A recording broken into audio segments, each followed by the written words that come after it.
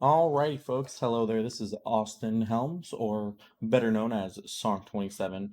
And today I will be starting off the channel with a good old-fashioned competitive Pokemon. Yeah, no, competitive Pokemon, right? It's actually quite an amazing thing. And it's just one of the few things you'll be seeing on this channel. Because I primarily really want to play Pokemon competitively, and I really want to do good in it. But nevertheless, in this series, we'll be going over pretty much the road and what it takes to become a world championships. I'll be explaining my understanding of the mechanics and pretty much how I play the game and how we go forward with that knowledge. Obviously, I'll be learning along the way still. I'm not the best, I'm not a champion yet, but I hope to be a champion by the time this series is over. The series goal is to technically win world champions once in person. And so we'll just get that started. This won't be the whole content of the channel because I like playing other video games too. But this is going to be the main focus point for right now is just uh, pretty much Pokemon and any stream VODs that we end up getting from the streams that I hope to start soon and get onto a schedule. But yeah, so let's jump right into it. Let's waste no time. Make this episode not too large. So right here in the first slot, we got good old Kyogre. Now, as you can see, this is the Series 10 format. Pokemon typically goes through series with the Sword and Shield game. And each rule set will have different rules. In this rule set that we're playing in, we're playing with one limited Pokemon now, or restricted Pokemon as it's called. Restricted Pokemon are your pretty much your box legendaries, like Reshiram, Zekrom, Mewtwo. Let's see who else: Lugia, Ho-Oh, Palkia, Dialga, Groudon, Kyogre, Rayquaza. You can only have one of those Pokemon on your team, and the reason why is because their stats are crazy. Their stats are crazy high compared to a normal Pokemon like Incineroar or Rillaboom and things like that nature. Um, but let's hop into the general basis of this team, starting with Kyogre. So the whole point of this team is to support Kyogre and make sure that he gets knockouts really, really fast. In my opinion, this is what you would call a hyper offensive team, or a team that just seeks out a large offensive starting point in the video in the game, or the match, I should say. So typically, your leads are going to be Kyogre, probably Rillaboom most of the time, almost always Tornadus, and then Lando. Incineroar and Stakataka, you really don't want to lead with unless it's in certain matchups. They're not common leads for this team for the simple fact that they're more utilistic roles. Excuse me. And besides that, they're just really just there to really cycle through intimidates on Incineroar and Stakataka to set up Trick Room if we're not gonna be able to win the speed game. Um, so starting out with Kyogre, each Pokemon, uh, obviously their name, and they can hold an item. They have an ability, 4 moves, and their stats. So let's start with the item itself. Pokemon is a very, very complex game in the simple fact that not every Kyogre that is ran will ever be the same. There's standard Kyogres most of the time that just do what they need to do effectively, and those are more common because they do the job. Whereas other Kyogres may not be as effective in their job, but they may do something else really well. And this is why Pokemon is such a complex game because every time you see a Kyogre, you won't expect the same thing, or you shouldn't expect the same thing, because it could turn around and lose you the game if you're expecting a Kyogre to be really fast and attack orientated when it's very slow, very bulky, and it's willing to take the hits. You'll probably will never see a Kyogre that's really bulky or slow, but it is an option that people are allowed to run. And the items help support the complexity because you could throw just about any item you want onto a Pokemon. So for example, since we're running a speedy set, Choice Scarf is an item that allows for a 1.5 times speed to our speed stat, but it only allows us to choose the first move that we choose. So let's say I throw out Kyogre and I want to use Water Spout. I'm stuck into Water Spout until I switch out or I get knocked out. Other choices that might be good for your Kyogres are the Assault Vest. This is if you want a more bulky set and you get more out of its HP and it's really decent special defense stat, as Assault Vest increases your special defense, but you're only allowed to select damaging moves. As you can see, we have all damaging moves. And we'll go over that later when we get to the moves. But this is for more of a bulky Kyogre set. It's not standard. I don't really see anything running around with that. But yeah. Another common item that you probably will see on Kyogre is going to be a Life Orb. This is more often than not a common item you run on Kyogre just because you want to have max HP for really strong water spouts. But if they're not running water spout, Life Orb is another great item to have on Kyogre just because it inflicts more damage. Like, for example, holder attacks do 1.3 times damage, but it loses 1/10 of its max HP every time it attacks with an attacking move. So every time you hit an Ice Beam, the Ice Beam is going to be stronger, but you are sacrificing your health. And so, yeah, that just brings one of the more complex things into the decision making that comes with the Pokemon competitive game. Next, we're going to go over abilities. Abilities are typically unique to Pokemon. Well, not unique, but each Pokemon will have an ability that they can use that'll help them in combat or help their teammates out or, setting up on the terrain or the field. Kyogre's main ability and only ability is Drizzle. So Drizzle pretty much activates a Rain Dance when it goes in, so it'll activate Rain for 5 turns. And this is on switching. So let's say, I switch Kyogre in and it's the first turn and he goes out and my Rain's summoned. Well, in 5 turns after the Rain expires, if I don't have Kyogre in again and I just throw Kyogre out, it refreshes the Rain.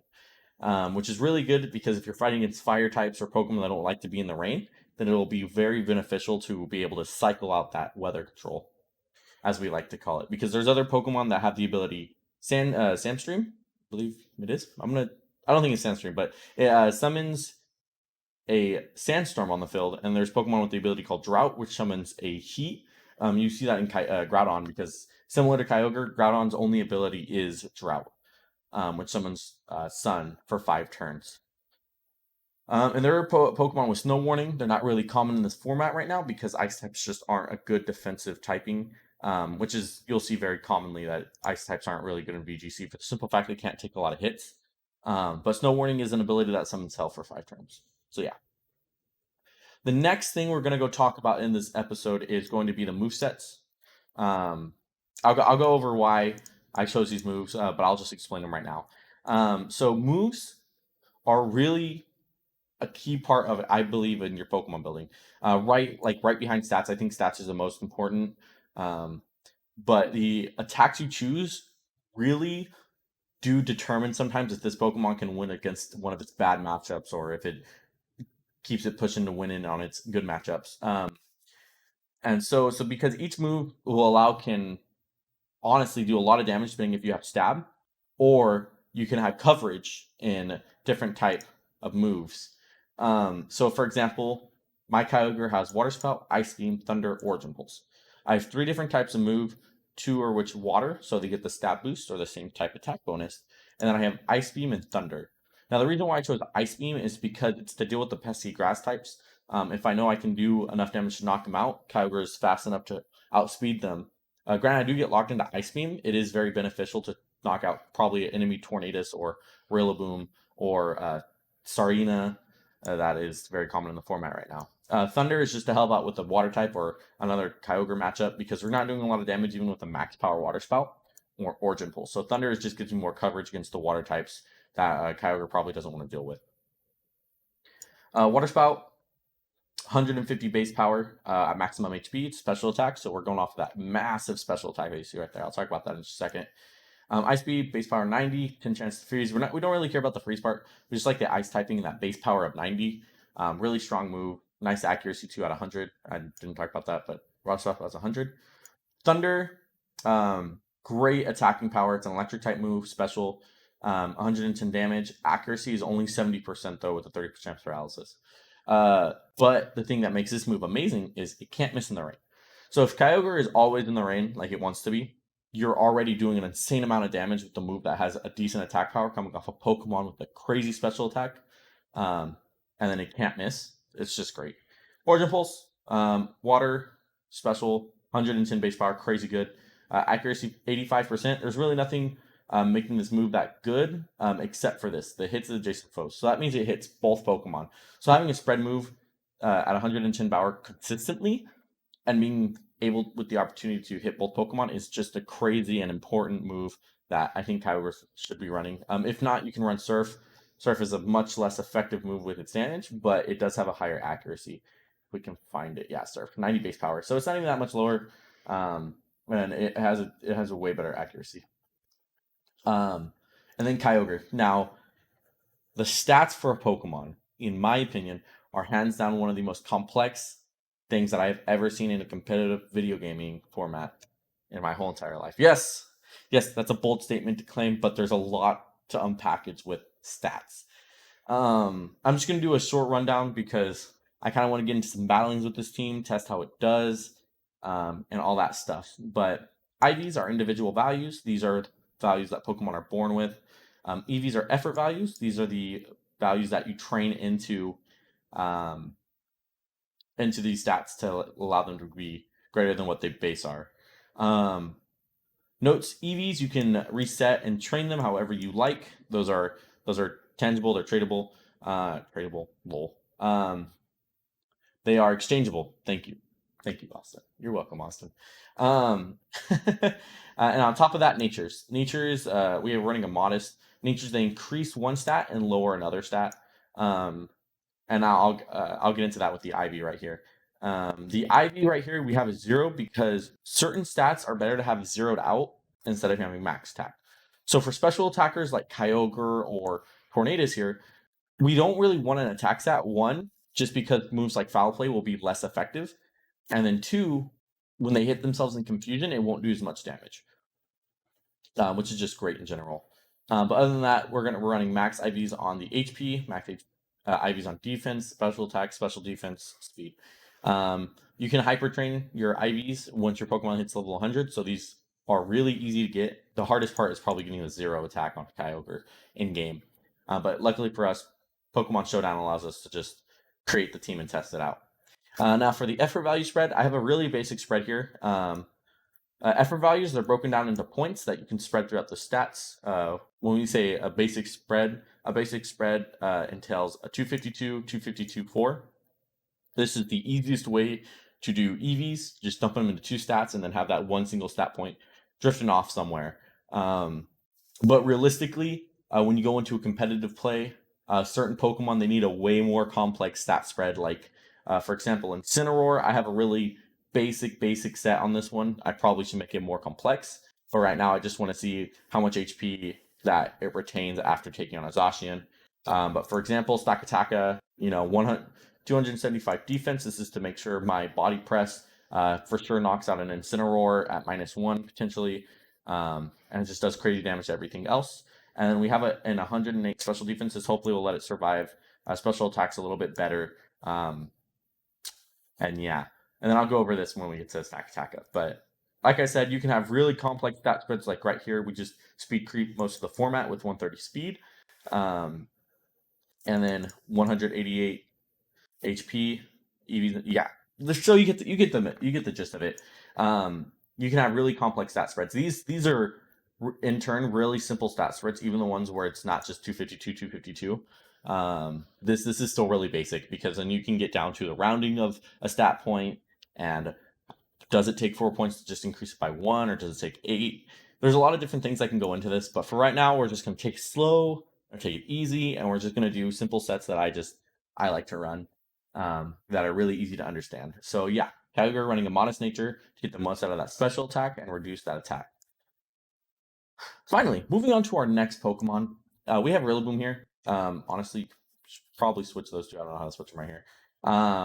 But Rillaboom is a great utility mon.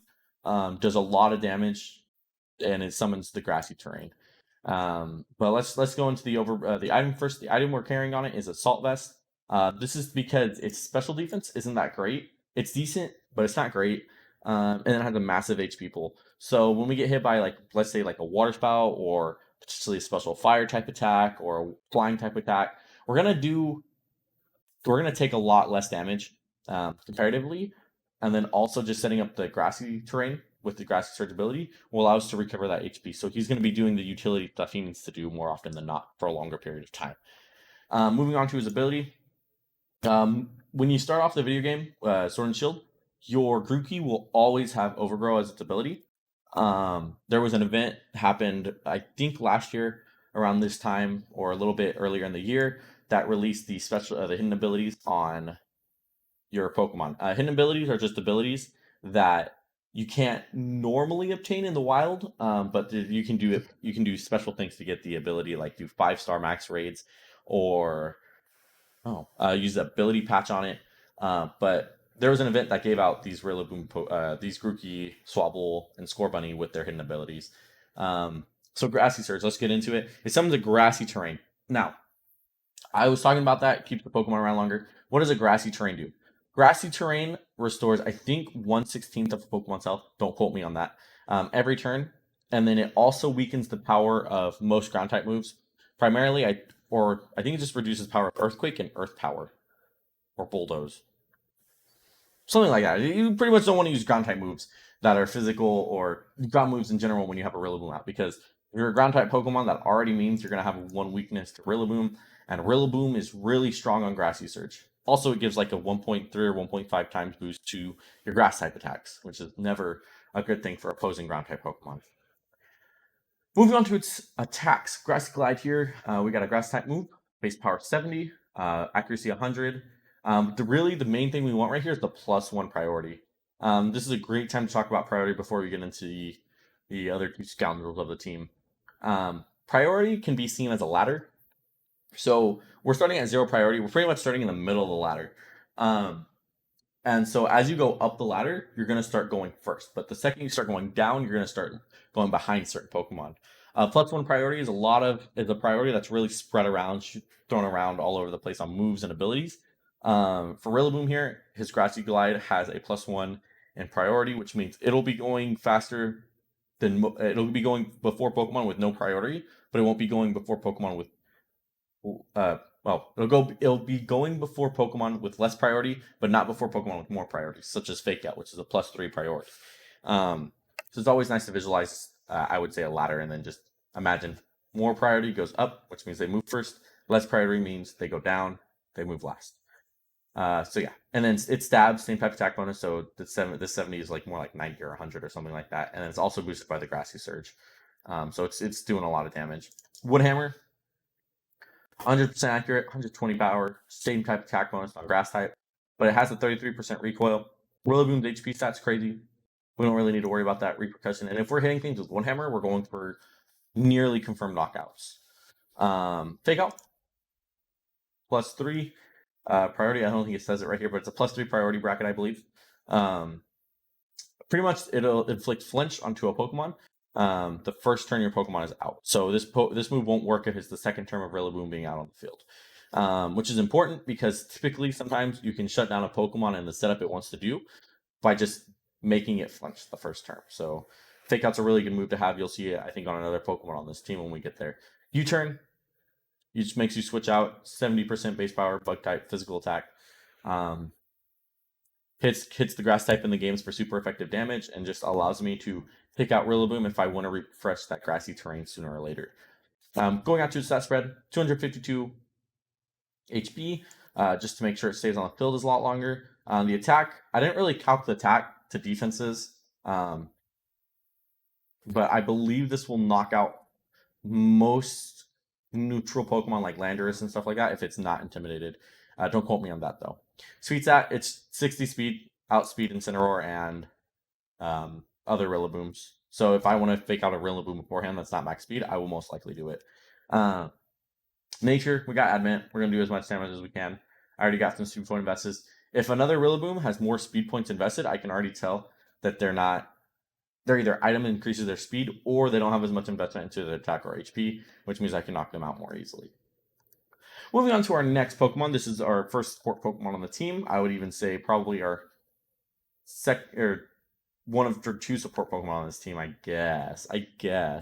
But moving in, we have Tornadus, really fast Pokemon, base 111 speed. Special attack is okay at a 125. And moving on to its item, Focus Sash. If it's hit with a move that would knock it out, not just a OHKO move, but any move that would take the Pokemon's HP all the way down to 0, it survive, but it breaks afterwards. Prankster. And you'll see why this Focus Sash is important in just a second. But going back to Prankster, increases all non-attacking moves by +1 priority. So if you remember last, when we were talking about Rillaboom, +1 priority, that allows it to go first ahead of Pokemon that don't have any priority. So we'll be setting up Tailwind or taunting Pokemon before other Pokemon can knock out or Tornadus, which is why you'll see in its stats why it's a Glass Cannon. So this prankster ability will affect Tailwind and Taunt, like I just talked about. The only bad thing is when we have a prankster ability, if we try to use Taunt on another dark type, it doesn't work because dark types are immune to prankster priorities. Dark types are immune. So yeah, that happened I think in Gen 7, Sun and Moon. Don't quote me on that. There's a lot of don't quote me in this video. Attacks, Tailwind, doubles our speed, just really basic speed control. Taunt, target cannot use status moves, so moves that don't do any damage, that just really buff, debuff your Pokemon. It does not allow them to do that attack. Moving on, Hurricane. When we throw this out with Kyogre, this thing will not miss in the rain here, as we see. Flying type, same type attack bonus. Special attack, 110 accuracy, or 110 power, 70 accuracy, and then 30% chance to confuse target, can't miss in rain. So the common pair is Kyogre and Tornadus, because Tornadus can just hurricane everything, and then Tailwind to make Kyogre the fastest thing on the field by far. And then Taunt just to shut down other Tornaduses or Whimsicots that we may run into along the way. And then Hurricane is just strong. And then we have Protect. Protect pretty much stops any move from affecting Tornadus for that turn. So if we can make a great read and maybe, call it they want to knock out Tornadus and Protect, we nullify their move pretty much, or that turn that they chose. But yeah, moving to the stat spread real quick. Stat spread. So here we have 4 HP and EVs, 4 EVs into HP. Why? I don't really care if Tornadus can survive a lot of hits, because the simple fact that he really only has one job, and that's to set up speed control. So him staying on the field for a long period of time isn't really necessary. But as you can see, we have him maxed out on speed and special attack. If he's not going to stay around a long time and I can't set up speed control, I might as well have him doing a lot of damage in return. With having 177 base special attack is just crazy good. Then having state type attack bonus on Hurricane, it's just crazy. And then speed, we're running 252 and then a nature, Timid, which will increase our speed. Reason why I have a minus on attack is, like I said earlier, the less attack means less foul play is going to do to us and the less chance we're going to hurt ourselves more in confusion. So yeah, a super simple stat spread, a glass cannon type of deal with Tornadus. Now we're getting down to the latter half of the team. We have good old Incineroar, another great, I would say, support / utility mon. On this bad boy, we're running safety goggles. This is just in case we see any Venusaur or Groudon team. Incineroar is going to be able to not be sleeping by sleep powder or spore, and so he's really there to mitigate the control of sleep that Venusaur can do on the Pokemon. Then we have a great hidden ability called Blaze, or Blaze is the normal ability. Excuse me. Intimidate is a great hidden ability. We saw. Okay, it's also seen on Landorus, Thorane form, but we don't have it on this team. But Intimidate, what it does is it weakens the opponent's attacking stat by 1 stage. So in Pokemon, each stat can be raised or lowered by 6 stages, each broken down by a different stage. So I think when you reduce an attack by 1 stage, it's a 0.25 multiplier or 0.5 multiplier or something like that. And so it's really good because then it just neuters physical attackers, because physical attackers don't want their stat being lowered. It's common sense. But people sleep on the ability to hit Intimidate if it's not on a bulky Pokemon. Try Arcanine. I really like Arcanine. I prefer Arcanine over Incineroar. But Incineroar just has way more utility than Arcanine, which sucks to say, but it happens. Moving on into the moves, we got Fake Out, same as Rillaboom. If we can't making a Pokemon not move on its first turn, it's just an amazing thing. Parting Shot pretty much lowers this attack and special attack by 1 stage, but we also get to switch out. So we can do something called Intimidate cycling, or Intimidate recycling, I would call, because we don't really have another Intimidator. So we can't cycle out Intimidates, but we can recycle our own Incineroar's Intimidate. And then Parting Shot also allows us to weaken more Pokemon that are in the backline. Flare Bliss, just crazy damage, physical attack, 120 base power, 100 accuracy, it's not going to miss a lot. We take 33% recoil, but it also has a 10 chance to burn, and coming off of Incineroar's decent base 135 attack, it's gonna do a lot of damage. Burning Jealousy is just another utility attacking move. Special 70 base power, 100% accuracy. But what we really want here is the 100% burns a target after they had a stat rise. So Zacian, which is another restricted Pokemon, is very prominent in this meta because of the simple fact that it raises its own stat by 1 stage when you first bring it out on the field. So the way that interaction works is that technically, since it turned up its stat on turn 1, if it's turn 1, Incineroar can go for a Burning Jealousy instead of a Fake Out and burn the Zacian. So, great little interaction right there. Moving on to our EVs. I'm not really proud of the set. Like I said, it's really basic at the beginning of the episode. And the reason why I'm not really impressed with it is because it's 200 and 250 HP and 252 defense. Now, why do I have 252 defense? Well, this is to ensure that we survive a Sacred Sword from Zacian, because Sacred Sword is just a crazy attack, and hopefully Incineroar can withstand it a little bit better with the max defense and max HP. Typically, you want to divide this up into attack, defense, special defense, so that it stays on the field a lot longer. I just have the 481 if another opposing Incineroar has no speed investment, then we'll outspeed it by 1 point, but outspeeding's not speeding, right? Moving on to our last two Pokemon.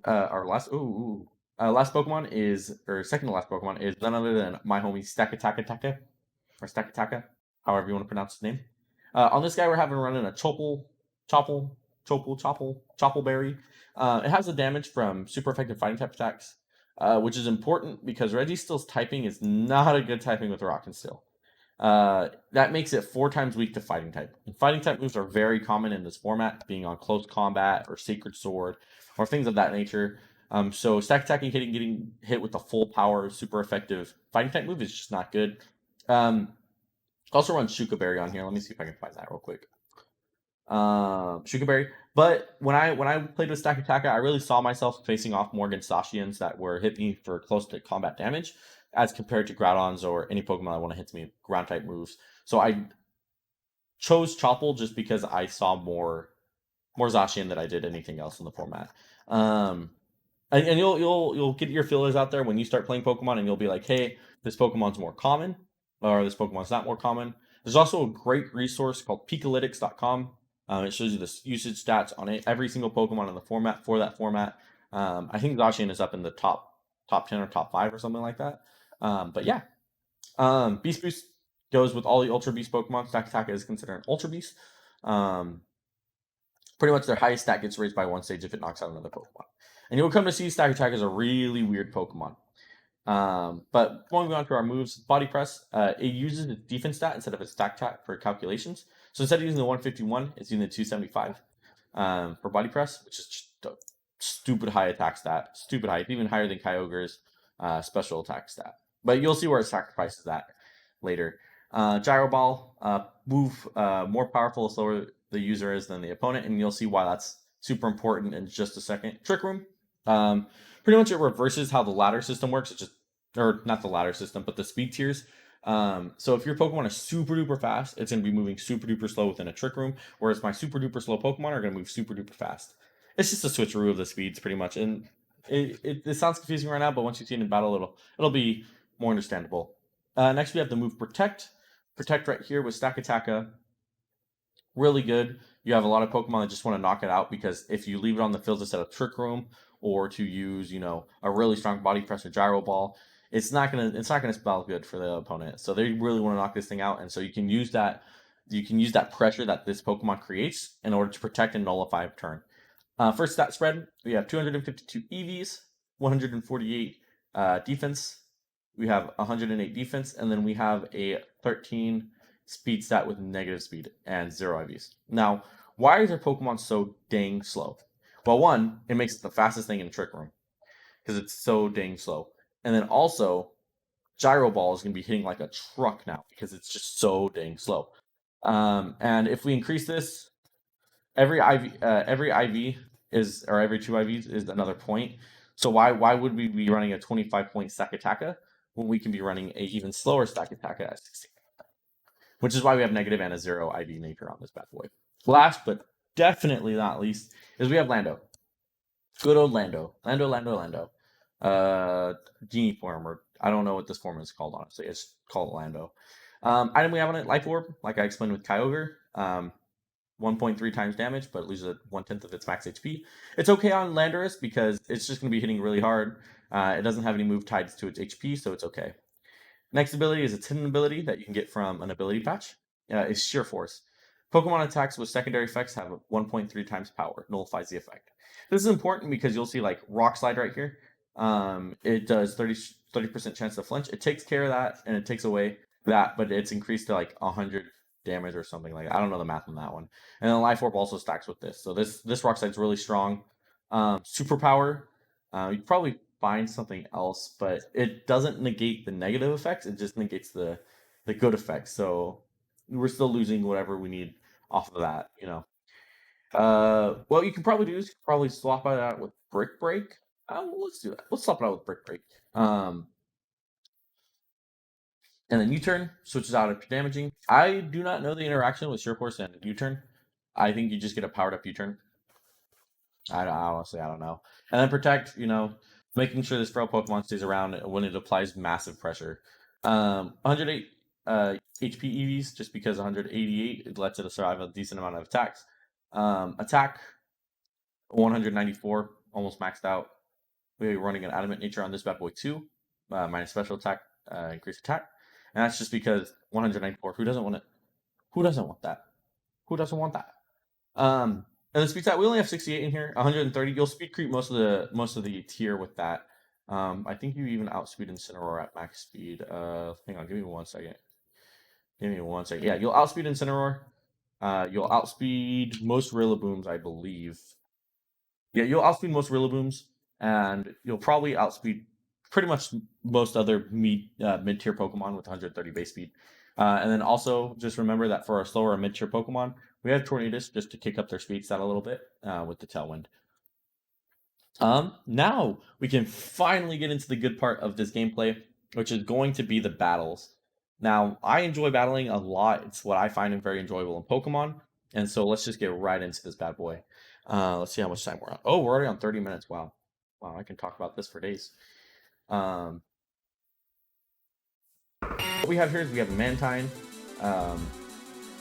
good old Alolan Marowak, Shiftry, Groudon, Heliolisk, and Porygon 2. When I see this team, I don't know what to think with the speed tiers, because you have decently slow Pokemon in Shiftry and Groudon, but you have decently fast Pokemon with Mantine and Heliolisk, and then we have a Trick Room Setter, but we don't have a Tailwind, unless Shiftry has Tailwind, but I highly doubt it is carrying that. Let's just move forward into the gameplay right now. I feel like having Kyogre is really good here, but we're gonna wait to have him out there because if we throw him out, that interaction is Kyogre's Rain will go up first, and then Groudon's Drought will set up afterwards, which means Groudon's Drought it will be taking the field. Yeah, so we're gonna go with Kyogre first, then we're gonna go Tornadus. Oh, this is great. No, okay, let's go Rillaboom. Let's go Lando. Let's parry Kyogre, and let's parry Ensign in the back. Okay, starting off here, he brought out Shiftry and Heliolisk. Okay, so we have Grassy Terrain up. Great. Honestly, I just feel like U-turning this Shiftry because that's quite effective. We can probably get a nice knockout right here on that. And then I just feel like Brick Breaking here. I just feel like going in straight on the attacks. Oh, it's going to fake out Rillaboom. So Rillaboom's not going to be able to move this turn. Which is okay. That Mantine at max speed outspeeds us. So we're in a little bit of a pickle right now.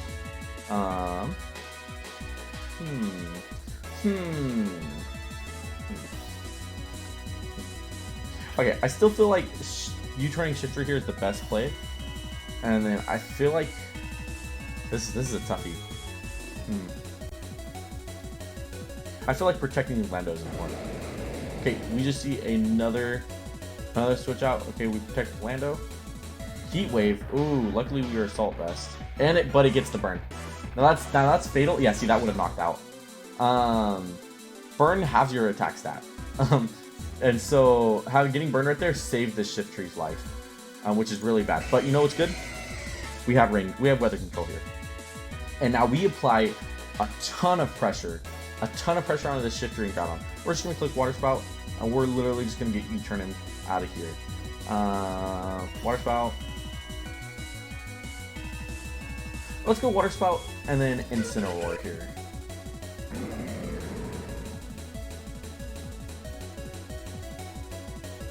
Okay, it has water absorb. This is fine. Interesting. That is a really low key meta pick. Okay, now this is a problem because we can't really do anything about this situation almost. But we knocked out Shifter, which is good. But we're gonna need to rotate out Kyogre. So let's go into Rillaboom, and then we're gonna Parting Shot. Yeah, we'll go Rillaboom, and then we'll just go fake out this Manatine right here. I'm not really afraid of what this. Okay, we resist it. Good stuff. Good stuff. The flinch. Now let's. We get our fake out turned back on. This is wonderful. Man, our Wood Hammer is not even doing that much damage. Let's fake out Manatine, and then we're just going to Parting Shot the Heliolisk.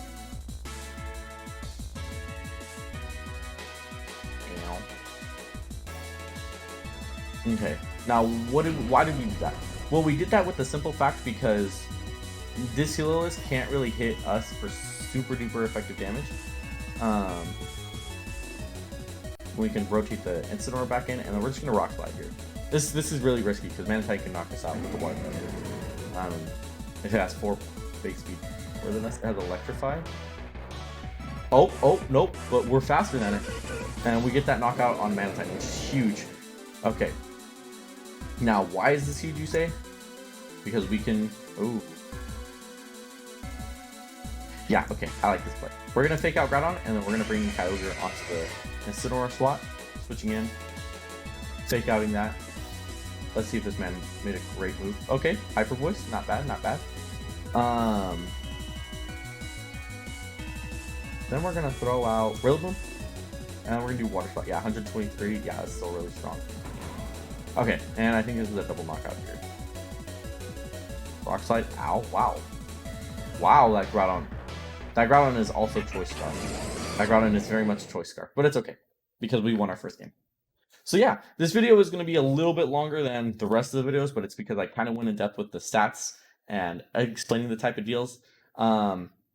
It's almost already an hour long, or half an hour long, pretty much. So I'm going to get going here. Thank you for watching. Like I said, this isn't going to be the only content. I know it's a really long first video, but I feel like I went over this stuff in decent enough details. If I didn't, don't be afraid to leave it down in the comment sections below. If I went too fast on certain parts, if I slowed down too much on certain parts, don't be afraid to let me know. I'm really keen on improving what I need to learn in the game of Pokemon and becoming a content creator. So yeah, like, subscribe if you want to see more Pokemon content or any video game content from Song27. I'll catch you guys later. Bye-bye.